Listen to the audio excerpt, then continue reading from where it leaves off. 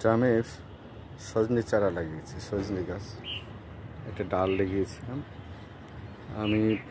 সারা বছর এই সজনে আছে। 3টে ড্রামে 3টা ডাল পুঁতে দিয়েছিলাম।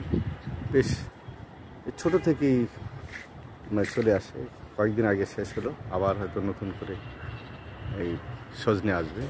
এই যে ফুল ধরেছে, দেখেন এই যে ফুল ধরেছে। আর ওইটা হলো বড় সজনে, ওইটা হলো আবার মূল গাছ। এই ছাদের উপরেই বেশ উঁচুতে সারা বছরই সজনে খাওয়া যায়।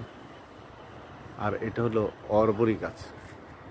অরবরি চিনেন কিনা? ছোট ছোট হয়।